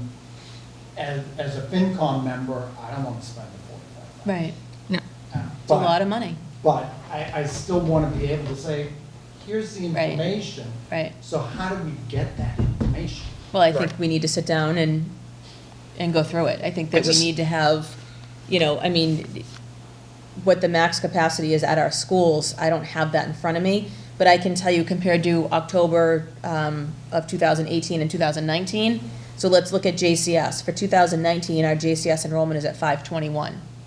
Last year, for 2018, it was at 509. LG Norris, we're at 272 this year. Last year, we're at 266. The Henry A. Yale, we're at 368 this year. Last year, we're at 392. So that's where we saw our biggest And drop. that's where there. you That's that fourth grade That's your class. 2008 That's- babies. exactly. That fourth grade Which class you're is always- really There's small. nothing, they're gonna cycle through Right, eventually. You have to, exactly. but you have to It's let gotta them. happen. Yeah, we also don't talk about this in this projected enrollment in terms of, this idea that we're going to look at the last 10 years and that this is just going to continue. I don't entirely buy. This town went through a major housing boom in the 90s. Right. Yeah.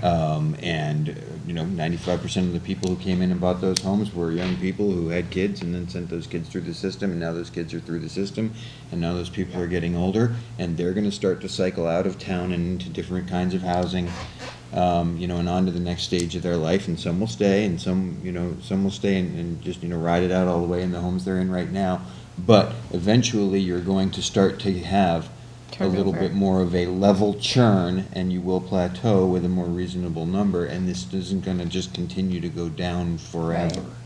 So let me finish the Norton Middle School. This year, we're at 609. Last year, we're at 594.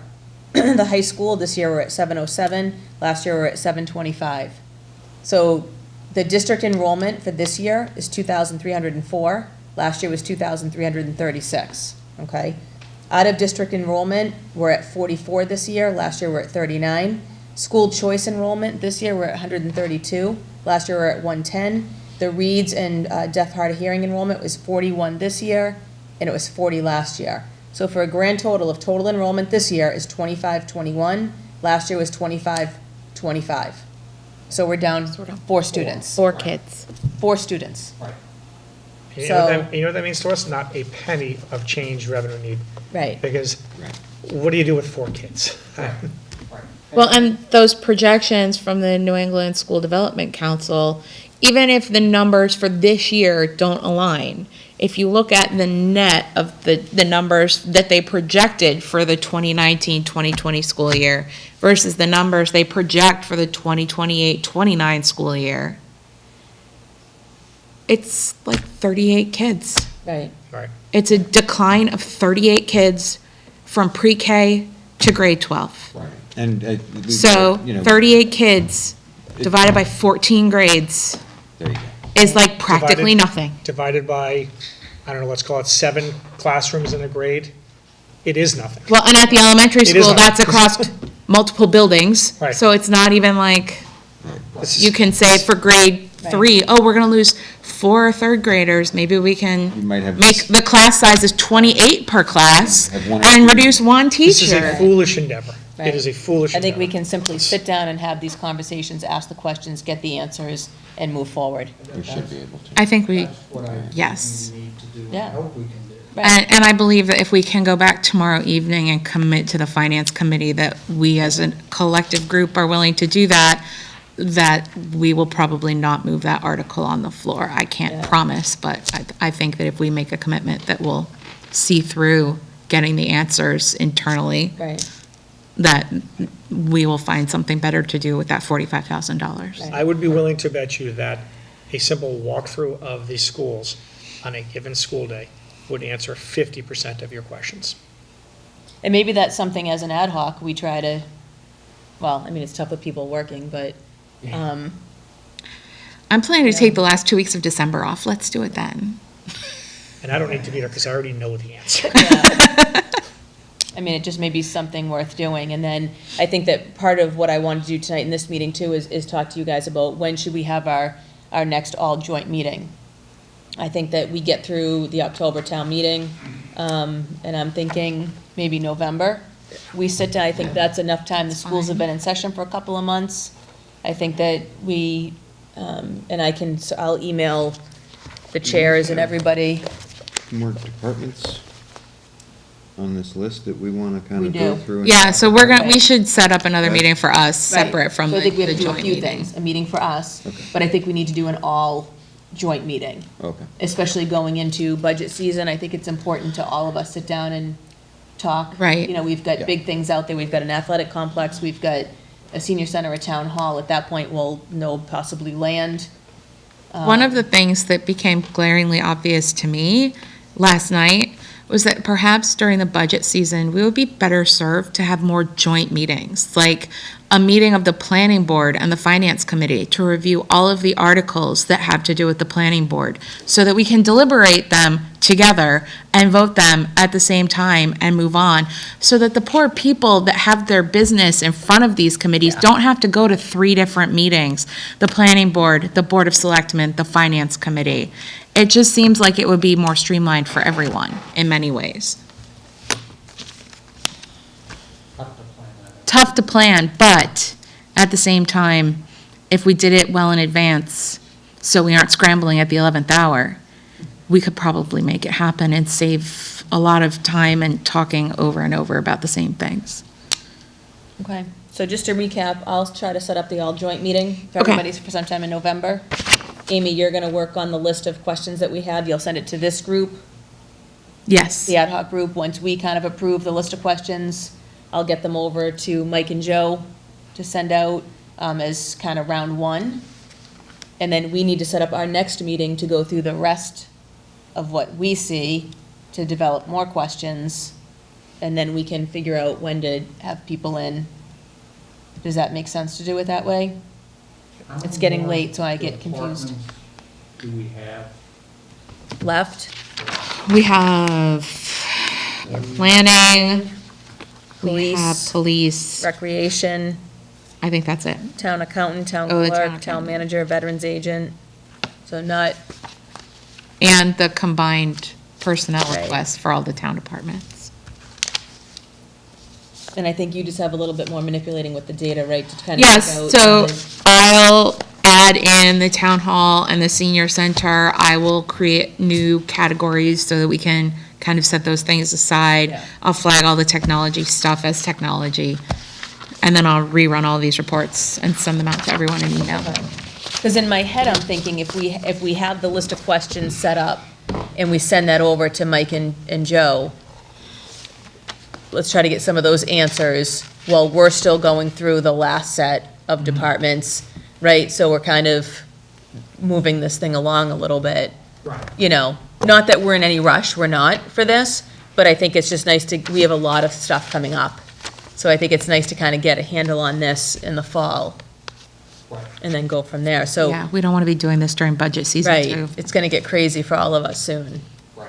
So if we're looking at, maybe I don't know if Tuesday nights are best, should we think about, I hate to say this, but like 2 weeks from tonight? Should we think about the 22nd to try to, After the town meeting.